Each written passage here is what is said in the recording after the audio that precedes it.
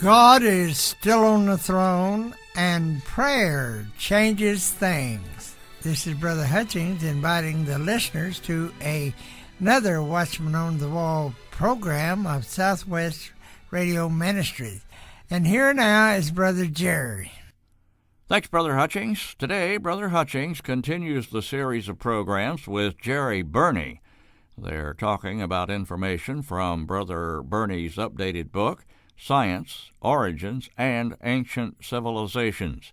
Brother Burney has pastored Baptist churches, taught seminars on biblical studies, and is chaplain for the Mendocino, California County Jail and Juvenile Hall. Brother Hutchings, Brother Burney's been on the program in the past on the same topic discussed this week. Why have him back? We never can bring out too much information on what the Bible says about origins, our planets, our universe, in relation to contemporary teachings of evolution and that the earth is millions or billions of years old. I think you are going to begin today by universal systems and about the universe and speed of light and all of that. Yes, and thank you for having me again here, Pastor Noah. Yeah, talking about the universe and solar system, one of the interesting things, if you pick up a textbook, and by the way, the subtitle to this book is Scientific Evidence Withheld from School Textbooks. If you pick up a textbook, when they talk about the Big Bang, for instance, they'll talk about the beginning of the Big Bang, and all the scientists have always been trying to figure out how to unify all the theories at the beginning of the Big Bang. Even Einstein worked on that for the remainder of his life. When you read a scientific study, it'll refer to the laws of physics being suspended at the beginning of the Big Bang. Now, what they mean by that is it was supernatural. But science doesn't like using the word supernatural because that might lead people to think that it has something to do with God. So they use language like the laws of physics being suspended. All that means is that it was supernatural. And the scientists have always struggled with this from the very beginning. The quantum physics and the physics of relativity that Einstein worked on, they do not agree with each other. And the two scientists, even to this day, cannot match their formulas with each other. It seems that the problem the natural sciences are facing is that quantum physics, which is the physics of matter and subatomic particles, and relativity, which is the physics of space and time, they're not compatible. Mathematically, gravity will not fit into the equation of these two areas of physics. And the theory that is before the Big Bang, at the point of what's called the singularity, that's the point when it first began, when the entire universe was, they called a single point, they cannot get their equations and their mathematics to match. So even science today is still struggling with this. There's a particle physicist named John Polkinghorne from Cambridge University, and he has raised serious questions, as well as some others. In fact, this was in a Discover Science magazine, that an intelligent designer might be the only explanation for the unexplained aspects of physics today. He says in the article that experiments show that space-time does not contain all the intelligent entities acting on the world because something outside of time is coordinating the photon's results. There's strong experimental evidence for accepting that non-material beings act in the world. Now, who are the non-material being? Well, the non-material being is God, of course, acting in the world.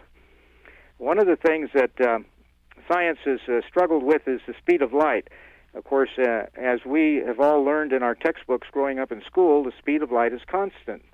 And that was, of course, discovered by Einstein and proven by many others that the speed of light is constant. Well, it appears to us as constant today. But as Dr. Gerald Schroeder, which we talked about in the last program, described in the quantum inflation stretch factor, the speed of light can be stretched. And the Bible refers to that stretching many, many times. In the 1880s, it was verified by science that the speed of light was not a constant. You could slow it down by passing it through water. And the speed of light affects everything. It affects radiometric dating. It affects when we look at the age of the universe. If the speed of light was faster in the past, well, then obviously it's not 14 billion years old, as some think it is today. It's a lot shorter. Science has looked at actual observations by Russian astrophysicists V.S. Trotsky and Barry Setterfield and Trevor Norman, and they indicate the speed of light has been slowing down at an exponential rate ever since that first second the entire universe came into being. And that changes everything from the decay rates of radioisotopes and everything else. And that was additionally supported by scientist T.C. Van Flandern, who reported that 26 years of actual observations suggest that atomic clocks are also slowing down. So the speed of light being a constant, the principle of that is under attack all the time. There's a couple of there's a scientist named Luoyan Wang at the NEC Institute at Princeton, and he's indicated that light pulses can accelerate up to 300 times faster than the normal velocity of light. And the physicists at the Italian National Research Council have transmitted microwaves 25% faster than light. So at the physics conference at Warwick University, several scientists reported that the speed of light may actually be slowing down. So that changes all of our understandings about the age of the universe, about radioisotope measuring techniques. Everything's being changed by that. These are some of the problems that you won't find in the conventional textbooks, but they are in the scientific journals. Yes, you talk about the speed of light. If I remember from my science classes, the speed of light was, 186,000 miles a second? Well, at least my memory hasn't failed me. But the speed of light is interesting. I get to thinking about how the universe is put together, about the world and weather and all that. It continually amazes me how some think that all this happened by chance. If the Earth, for example, instead of turning around every 24 hours, every 12 hours, there might not be any life here. Or if the Earth was any farther away from the sun or near the sun, there might not be any life here. So everything had to fit perfectly, doesn't it? That's actually right. And the interesting thing about the Earth and Moon system is that the Earth is slowing down every year. Science knows that the Earth rotated much faster in the past, and just like everything else, we all know that we're getting older and we're wearing down. The Earth itself is going slower and slower each year. We don't notice it over our lifetime, but science is able to measure it, and they notice that the rotation is slowing down each year.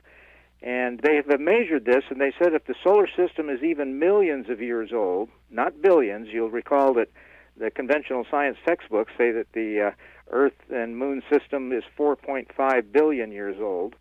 But science has measured the Earth and said that even if it's millions of years old, then the wind speeds would have been in excess of 5,000 miles an hour, which would have caused water on the surface to escape. Whereas if the planet is only tens of thousands of years old, the rotational speeds wouldn't be a factor in that. So we can see that if we take a look at some of these things, you could do the same thing with the moon, the same thing with the sun. Saturn, for instance, is losing its rings. Science tells us that these rings should be already gone if the solar system is 3 billion years old, like they say. And that there's planets that generate heat. Our planet generates heat. Other planets have generated heat. And the NASA satellites have measured the temperatures being emitted from Jupiter and Neptune as they flew by. They determined that they're still very hot. They're too hot to be billions of years old, as theorized by conventional science. So we have a lot of theories about things, but when we actually go by and measure them, as the satellite systems have done, we're beginning to discover that these things aren't as old as they appear. The time scale of the Earth-Moon system presents another major problem to the accepted theory of even 1 billion years, much less 4.5 billion years. There's a professor of physics at the University of Texas, El Paso, Dr. Thomas Barnes, and he's calculated the speed of recession of the moon away from the Earth. And he's measured that and shown that the moon would have had to have been much farther away from the Earth if the age of the solar system is even a fraction of that theorized by scientists. It's moving away each year, and if the universe was very old, it would be much, much further away from us than it is right now. So there's just lots of areas in science. The more we learn, the more we're discovering that what our theories are of old age don't match up with what the evidence actually shows. Yes, I'm glad you brought that out. Those are interesting thoughts that we think about. But as far as fossils, they date the age of fossils. I'm always amazed at the ages that they put out. How do they arrive at all that? Well, this is an interesting conundrum that science has found itself in, is how to date the fossils. We all assume that the fossils, of course, don't come with a tag on them saying that I am, 1.3 billion years old. They don't have a grave marker. There were no humans around when they died, unless they're found, like we were mentioning on the last program, the fossil footprints of the dinosaurs and humans together. That kind of dates them. But other than things like that, there's no date that comes with a bone or a fossil in the ground inscribed on it. So what they've done is they've come up with a way of measuring the dates. They measure them by the layers of rock they find them in. At least that's what we think. It turns out that these layers of the geologic column that you see in the textbook, that geologic column only appears one place in the entire Earth, and that place is in the school textbook. It does not occur anywhere in reality in geology. And so what originally happened is in the 1800s, geologists went around and they noticed there were all kinds of different rock layers. So they began to label them just to identify them as rock layers. And they really weren't assigning an age to them. They noticed that they were in all kinds of inverted. Sometimes they're on top of each other, underneath each other. They were inverted. They were missing. As a matter of fact, over 70% of the layers are missing in most of the world. So they just went around to identify layers, and then somebody came along and said, well, let's assign some ages to them. And so they started saying these rock layers are older and these are younger. And then when they discovered fossils and tried to assign fossils, they tried to place the fossils within certain rock layers. Now, none of these things have dates on them, but they were trying to come up with a theory that said, well, these type of fossils are found in these old rocks, and these are not, and so they came up with what they call index fossils. So how are the rock layers really dated? Well, they're not dated by radiometric dating. We talked about that in the last program, that you can't use a lot of that data because the radiometric dating has a lot of flaws and assumptions in it. The rock layers are originally dated by these index fossils found in them. The radiometric dating gives such a wide range of ages, it can only be used after the general age has already been identified by the index fossil. It's a circular reasoning. So the index fossils are fossils not observed very often in other layers. 99% of fossils are found commonly in many rock layers, but there are a few rare fossils that are mostly confined to a single rock layer, although they can be observed in layers above and below them as well. So if one finds what is called an index fossil, then they assume that that layer dates to the age of that fossil. Well, how did the fossils get dated? The truth is that the evolutionary theory, which is used to date these fossils, not the rocks they're found in. So the scientists have come up with a theory that for evolution to occur, some fossils had to occur before others, and if you find some of these fossils that are only in certain rock layers, then those become the index fossils for those rock layers. And then they assigned ages to all. All this was worked out 100 years ago, and we're still living under that circular reasoning, not scientific actual evidence. Actual scientific evidence points to a young Earth for life, but the conventional theory is still long ages for evolution. It's hard to break that cycle, but science is beginning to break it nowadays. Getting back to the basic premise in your book, evolution, is there any proof that really that evolution ever occurred? I know they present the theory that at one time there was a stroke of lightning and it hit in a mud puddle and some cells formed and got together and started to produce life. Now, there is really no information that ever occurred, is there? No, there is not. Evolution falls into two categories, and sometimes the word evolution can be a little misleading. There's actually two categories. One's called microevolution, and that's evolution which does occur. That's where bacteria changes, and that's where we see birds like Darwin described, where birds had smaller beaks and they grew into larger beaks, or maybe they had thin beaks and they grew into thick beaks. These things do happen because this information is already within our DNA. God created us to be just like, I don't know how tall you are, but some people are tall, some are short, some are heavy, some are light, some are dark-skinned, some are light-skinned. This is all built into our DNA. We all contain this DNA within our human genome. And it's the same with birds. They have genes within the birds for heavy beaks, light beaks, thin beaks, long beaks. And so those things are called microevolution. These are changes within a kind. And we can see that just looking around the human population. There's all kinds of people in the world. What Darwin was referring to, though, was beyond that. He was referring to something called macroevolution, where one species can change into another species. And that's never been shown anywhere in the world. In fact, Charles Darwin wrote in his book, Origin of Species, that there was no fossil evidence of that evolution, but he figured someday it would be found. But, of course, it never has. Francis Crick, who was a Nobel Prize medalist in DNA, said there's no mathematical possibility of DNA occurring naturally. The DNA is a binary 4-bit code. It's multiplied thousands of times. And he says life is intelligent software, not simply chemicals and elements. It takes millions of these 4-bit codes to make up even a simple cell, much less a complex organism.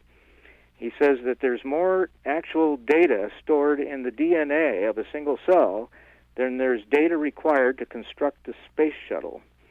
And yet he still would not believe in creation of God. He said, well, it must have come from outer space. Now, that requires faith, too. Yes, certainly. Evolution is still a theory. It's not a proven fact. But yet it's taught as fact in school, isn't it? Yes, it is. And they try to use one of the things that science has used for years and years, and is still referred to in the textbooks, is this idea that mutations bring about the changes that we see, and over millions of years, lots of mutations will bring in a different kind of person. But in 2008, Dr. Barry Maddox, he was referring to a study reported by Jay Sanford in Genetic Entropy and the Mystery of the Genome. And these scientists state that the underlying genetic mechanism of evolution is random mutation, and specifically that mutations that are beneficial to life. That's what you read in the biology textbooks, that there's these mutations that take place over millions of years and that they're beneficial to life. And they present a positive idea about mutations to students through the textbooks.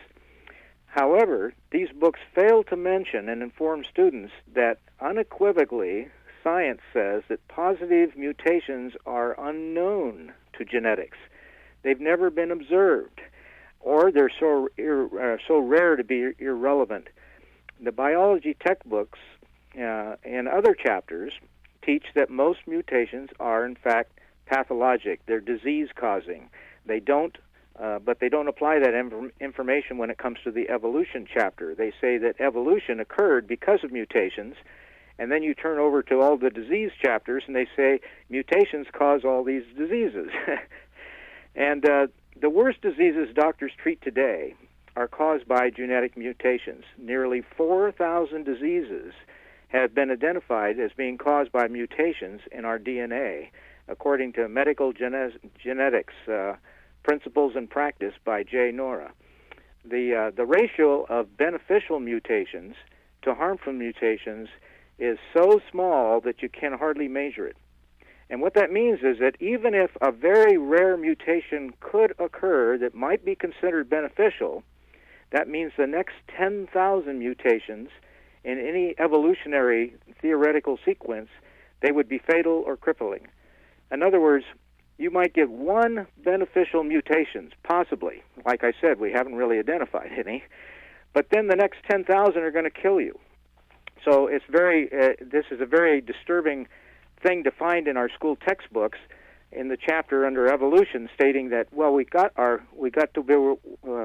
be where we are today by mutations, and then you turn over to the section in the biology textbook on diseases, and you find out that almost every mutation causes us to be killed. Thank you, Brother Burney, for being with us today, and I would certainly encourage our listeners to get a copy of your book, Science, Origins, and Ancient Civilization.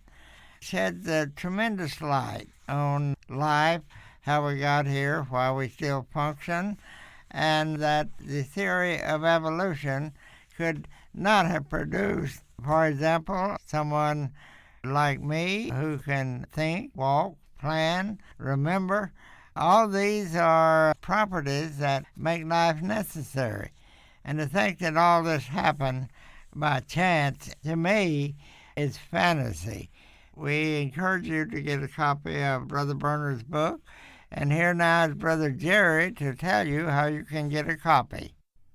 Thanks, Brother Hutchings. I'm happy to do that. Friends, you may call us at 1-800-652-1144. Call center is open from 7:30 in the morning until 6 in the evening, Central Daylight Time, Monday through Friday. At other hours, leave a message on the voicemail. If you'd rather write, the address is Southwest Radio Ministries, Post Office Box 100, Bethany, Oklahoma 73008. And a third way to get Brother Burney's book is the Internet.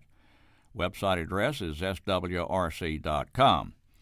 Brother Burney's 170-page book, Science, Origins, and Ancient Civilizations, will be sent as our gift in appreciation of your $20 contribution in the U.S., $23 if you live in Canada.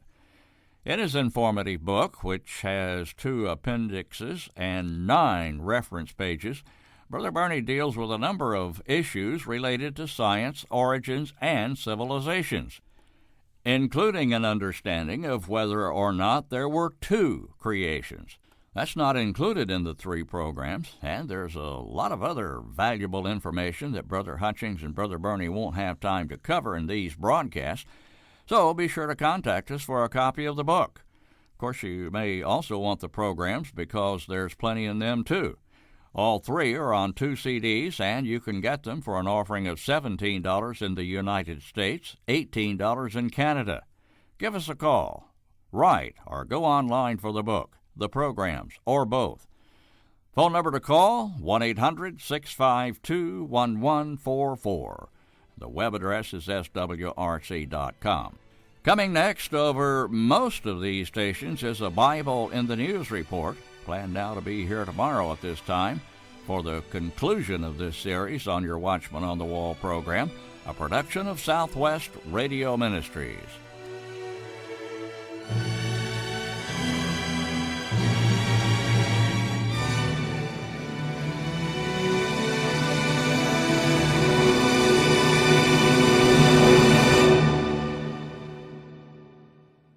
Welcome to Southwest Radio Ministries' Bible in the News report. Today's reporter is Dr. David Snitger. The Bible declares that the responsibility of raising children falls squarely on the parents. We read, for example, in Ephesians 6, verse 4, "And ye fathers, provoke not your children to wrath, but bring them up in the nurture and admonition of the Lord." This implies that parents have authority over their children as well. This is also clearly stated in Ephesians 6, verse 1. "Children, obey your parents in the Lord, for this is right." This notion that children are the parents' responsibility is being increasingly challenged in American culture. For example, MSNBC host Melissa Harris Perry recently stated, quote, "We have to break through our private idea that kids belong to their parents or that kids belong to their families. We have to recognize that kids belong to whole communities and that they are everyone's responsibility and not just the households." End of quote. The latest assault on parental authority is coming from the medical community. The following June 6, 2014 article entitled, "New Medical Law Mandates Private Conversation with Child Before Every Doctor Visit," reveals this new threat by telling the true story of Mrs. Duffy and her daughter's recent visit to a Michigan doctor's office. In the waiting room of this doctor's office, there was a large sign posted, quote, "Age 12 through 17. New Michigan medical records access laws have been put in place. This will require a nurse to have a short, 5-minute, private conversation with your child.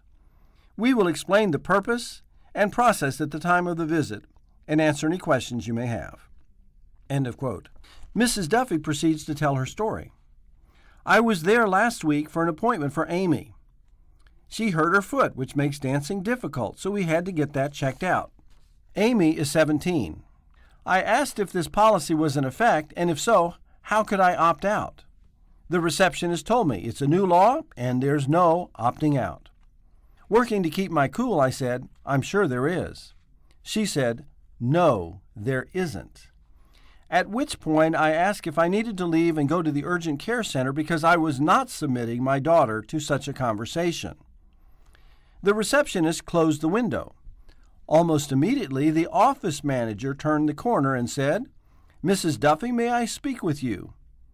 She said there was a new policy that would allow a child to access his or her medical records online, and that child would be allowed to block a parent from viewing the website.